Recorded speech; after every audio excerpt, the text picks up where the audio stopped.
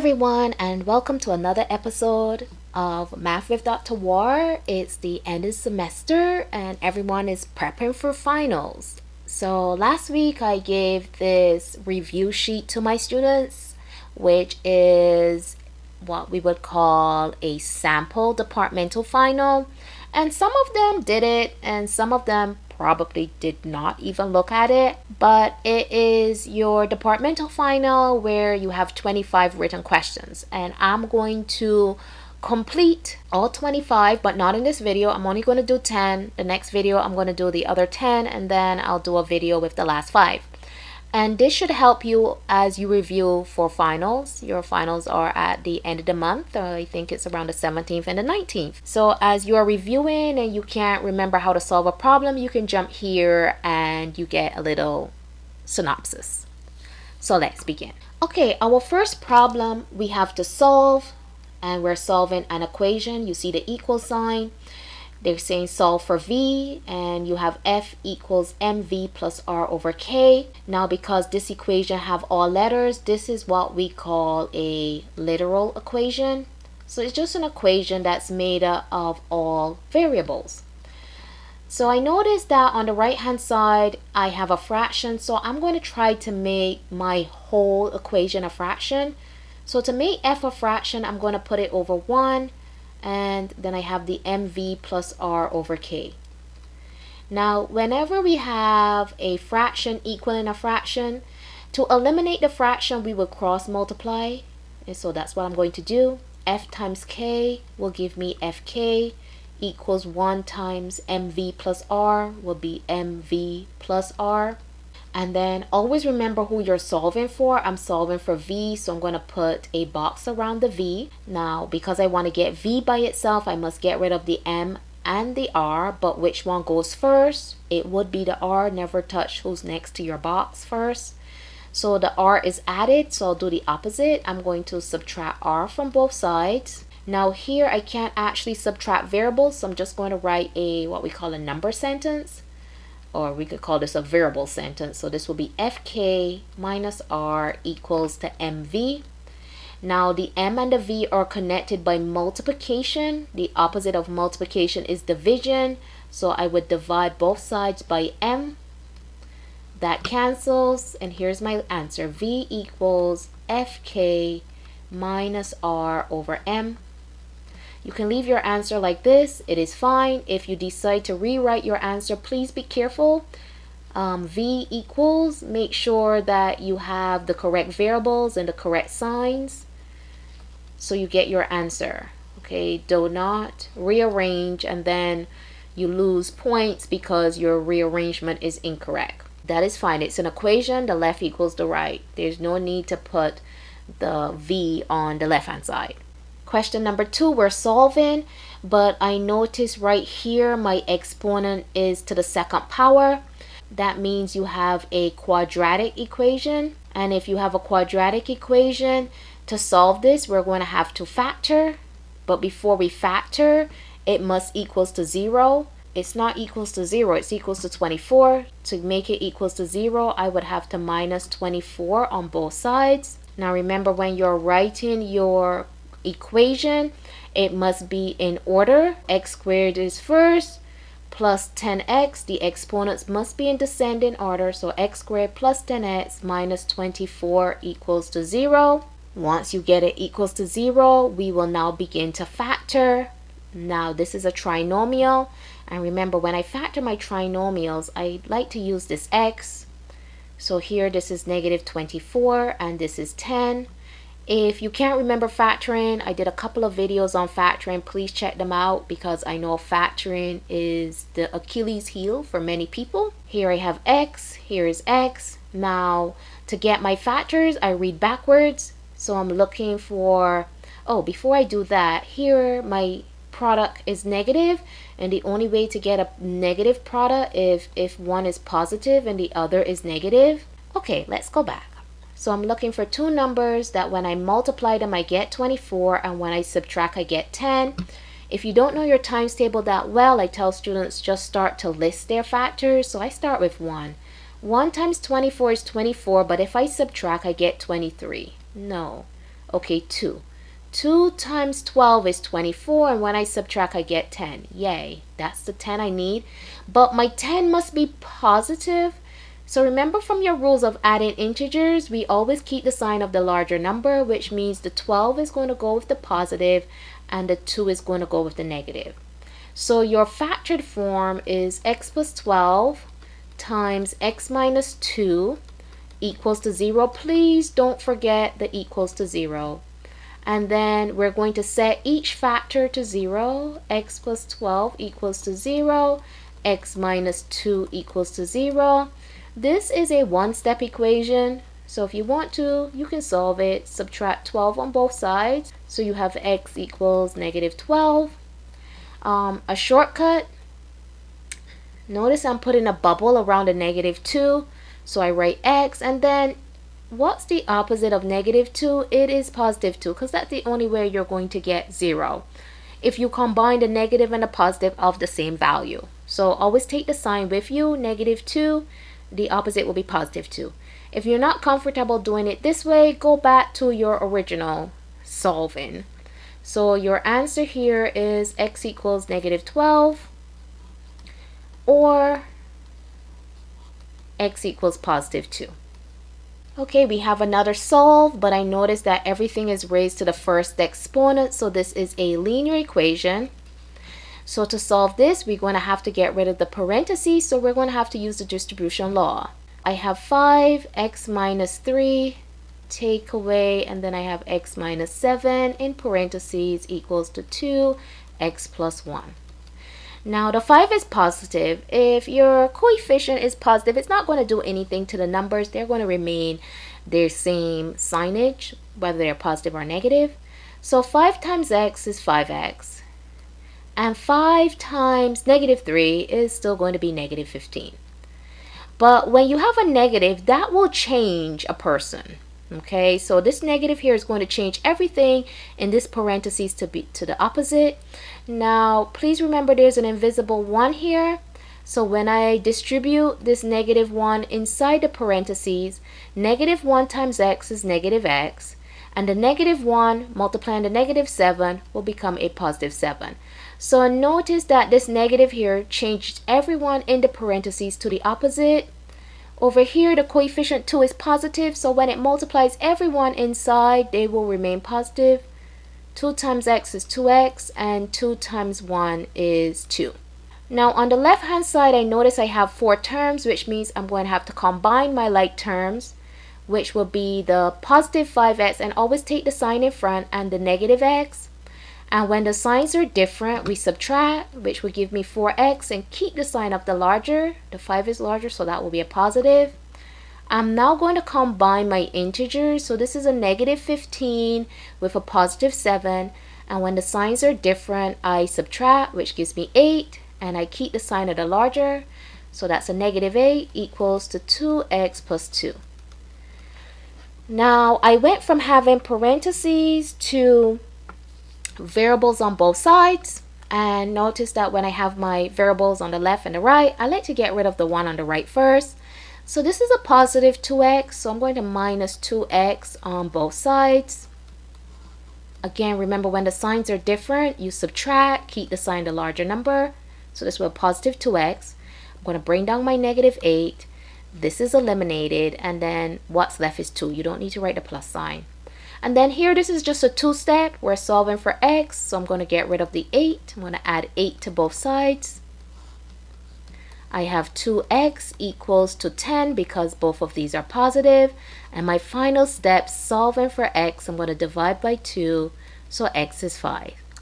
If you're on the departmental final and you get a weird answer, and by weird, you get some crazy fraction like 17 over 13, please put a big X through it and start all over. Do not try to go in and correct because you may not see your mistake. Put a big X, start all over, look at it on a fresh new page. And then remember, always check your answer. So if I'm going to check, I'm going to find some space. So here 5, I have 5 minus 3 minus, and then this will be 5 minus 7 equals to 2, and then 5 plus 1.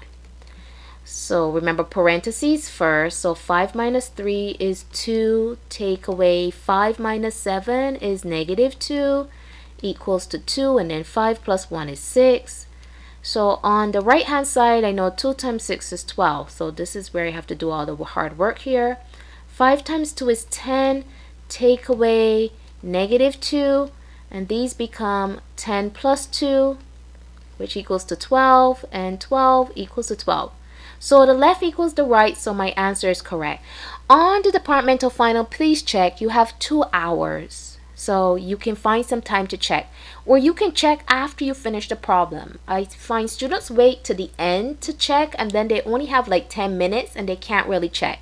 So once you finish solving the problem, check to see if it's the answer. Okay, let's look at the next 3 problems. So over here again, it says to solve, but I notice the exponent is to the second, so I know I have a quadratic. It's already set to 0. All I have to do is factor. I have 20x squared minus 12x equals to 0.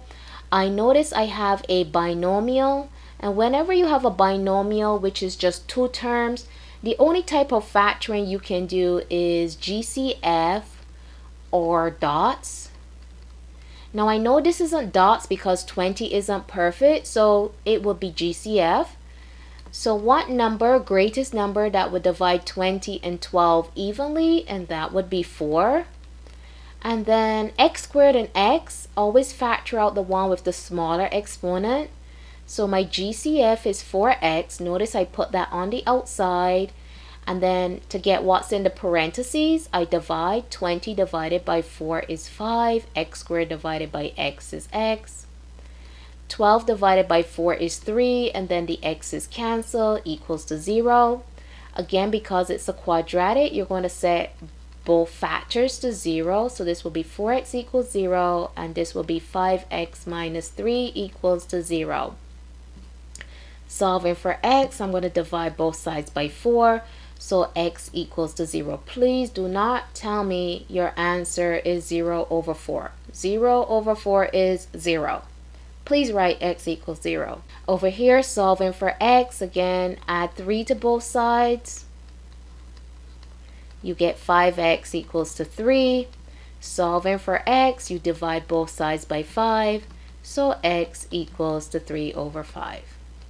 And you're finished.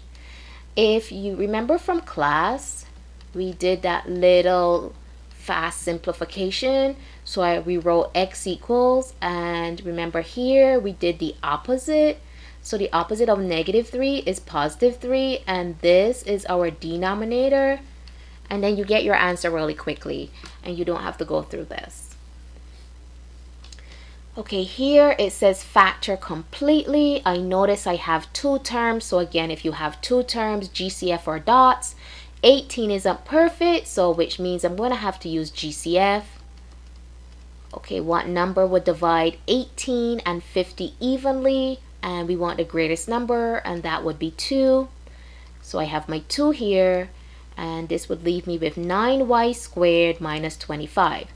Now, the problem said factor completely. So you have to check what's inside the parentheses. So we did GCF, so you can't use it again. So inside the parentheses, again, 2 terms. The only thing we can do now is use dots. I notice 9 is perfect, y squared is perfect. There's a subtraction sign, and 25 is perfect. So all I have to do now is open my 2 parentheses. 9 is 3 times 3, y squared is y times y. I have a subtraction, and the only way to get that is if I have opposite signs, and 25 is 5 times 5. Doesn't matter who you write first, the plus or the minus. As long as I see this, you're going to get your credit. Number 6, we're multiplying polynomials, so we're going to use distribution. So the 2x is going to multiply the 6x squared minus the 5x minus 4. And then the negative 3 is going to multiply the same thing that's in the parentheses, the 6x squared minus the 5x minus the 4. I found that when I gave this test, I think this was on my first test, there were some people who had a little bit of difficulties multiplying polynomials. Notice the 2x is in front and the minus 3 is here, and inside the parentheses is the second polynomial. We're going to distribute, so 2x times 6x squared is going to be 12x to the third. Whenever you're doing these problems, your first exponent is going to be to the third. 2 plus 1 is 3. You should always start with a 3. And then for your next three terms, the exponent is going to start to decrease. 2x times the negative 5x is going to give you negative 10x to the second. 2x times negative 4 is going to give you negative 8x. So when you do your first multiplication, your exponent should go 3, 2, and a 1. Now you're multiplying by the constant, the negative 3. So when we get here, your exponent should start with a 2. So negative 3 times 6x squared is going to be negative 18x squared. Negative 3 times negative 5x is going to be positive 15x. And please be careful with your signs. Negative 3 times, take the sign with you, negative 4 is positive 12. Please don't give me this as your answer. Your next step will be to combine like terms. So you're going to keep your first term, which is 12x to the third, and you're going to keep your last term 12. So you're keeping the first and the last. I'm not going to write it because I don't know where the rest of my stuff is going to land. Now, when you're going to combine, I'm combining the negative 10x squared with the negative 18x squared. And when the signs are the same, we add. So that will be 28x squared, and keep the sign of the larger number. So my answer will be negative 28x squared. Now the reason students get this wrong is because every time I correct a departmental final, I see students write negative 28x to the fourth. Now remember, your first and greatest exponent is a 3, which means the next one should be a 2 if they did not cancel each other out. This should not be a 4. We don't go 3, 4. Your greatest is a 3. Greatest, which means the other exponents you should have are 2 and a 1 and a constant. Please don't write 4 here. So 12x to the third minus 28x squared. Apples plus apples is apples, not oranges. Now we're going to combine right here, which is the negative 8x with the positive 15x. And because the signs are different, I'm going to subtract. That would give me a 7. Keep the sign of the larger, it will be positive. So that will be positive 7x. Notice 3, 2, 1. And remember I said keep the last term, which is a constant. So we always keep the first and the last, and you combine the middle. This is our final answer right here. This is a simple problem. I have no idea why folks get this wrong on the departmental. However, they get it right on the computer test because the computer test is multiple choice. So please be careful here. Don't lose 4 points because you can't multiply or you can't combine your integers. Okay, last 4. So here number 7, we have to evaluate a squared minus 4b over 2c if a is negative 2, b is negative 3, and c is negative 1. So I'm going to rewrite my expression, my algebraic expression. And then your next step is to replace your variables by their numerical values. So a is negative 2, so I'm going to use parentheses, so negative 2 all squared. A is negative 2, you're squaring a, you're going to square everything, that's why parentheses are handy. Minus 4, b is negative 3 over 2, and then your c is negative 1. Please use parentheses. Replace your variables by their numerical values. You're going to use please excuse my dear Aunt Sally, but remember, parentheses first, exponents, you multiply or divide from left to right, and you add or subtract from left to right. Now because I see I have a fraction bar could be considered parentheses because it's a grouping symbol. So I'm going to tackle the numerator first. So I have negative 2 squared. My base is a negative, but my exponent is even, so my answer will be positive, so that will be a positive 4. If you want to, you can take the signs with you. Negative 4 times negative 3 is a positive 12. And the denominator is simple. It's just one operation. 2 times negative 1 is negative 2. Let's go back to the numerator. We're just adding. 4 times 12 is 16 divided by negative 2. 16 divided by negative 2, your answer is negative 8, and you're finished. I know that you can use a calculator for the departmental final. However, I need to see all of these steps. I'm a mathematician and I wrote out all of this. I don't want to see you go from here to negative 8. You will not get any credit, none whatsoever. So please show me, how did you go from here to here to here to here to here? I know you can use a calculator. I don't want you plugging it in the calculator and spitting out negative 8 without any working whatsoever. You must show working to get credit. Number 8 says simplify. Some students get a little bit confused when they say simplify, but look at your problem. Notice there's a big old fraction bar here. And when you see a fraction bar, it means to divide. So I have a polynomial being divided by a monomial. Remember in class, I always split this up. So 3a to the third b to the 7 is being divided by 3ab squared.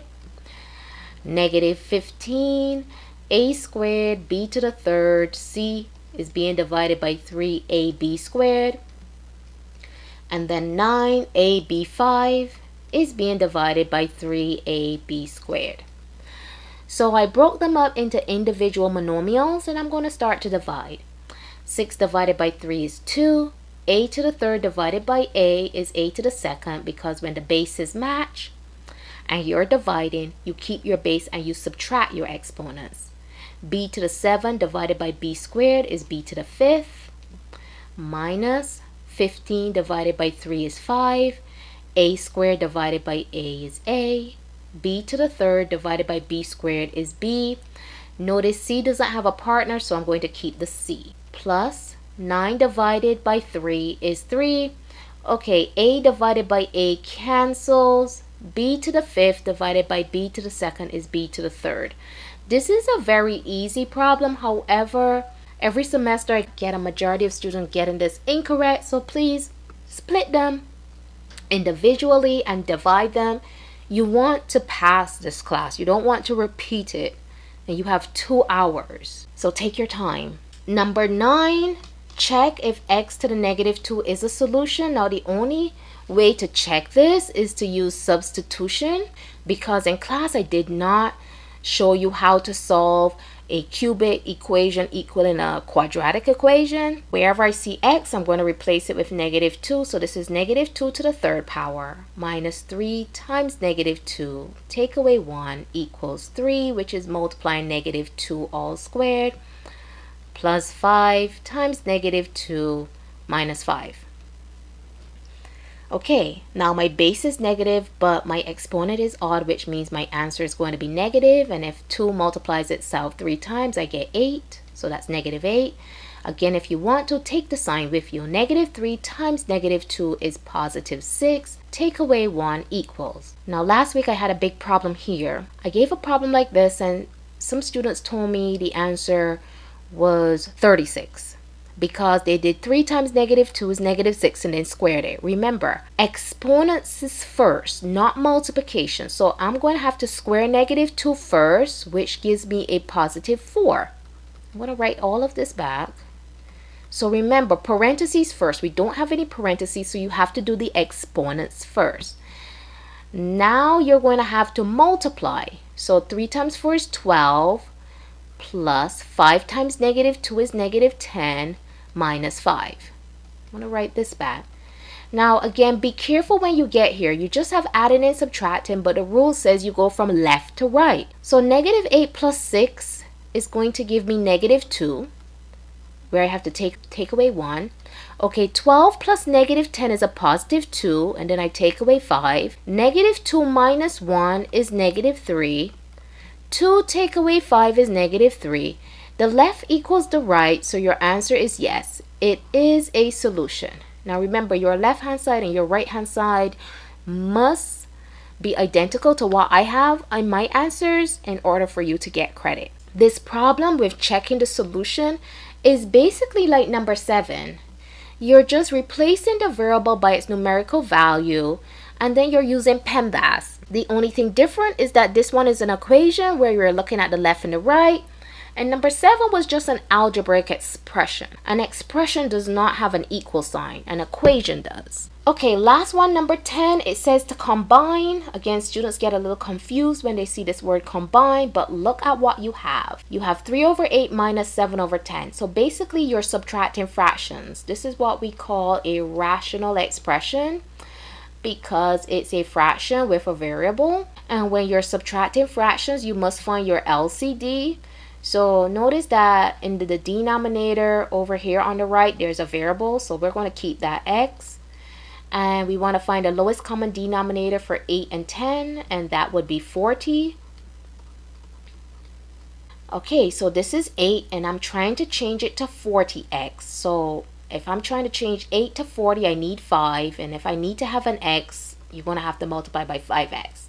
So I'm multiplying 5x times 8 to give me the 40x, and then 5x times 3, which gives me 15x. And then over here, this has a 10x, so my denominator already has an x, so I don't need another one, but I need to change 10 to 40. And the only way I can do that is multiplying by 4. So 4 times 10x is 40x, and 7 times 4 is 28. Now remember, when you're adding or subtracting fractions, when the denominators are alike or the same, we keep the denominator. So I'm going to keep 40x, and we combine the numerators, but basically we can't combine because this is a variable and this is a integer. So again, we just write a number sentence, 15x minus 28. Now I like to check my answer, and to check my answer, I ask myself, is there a number that would divide 15x, 28, and 40x evenly? And the only number that would work is 1. And when that number is 1, I know this is my answer. Now I know there's some folks out there who don't know their times table. They can't find their LCD. If that is you, then you have to use what I call my smiley face method. So 8 times 10x is 80x.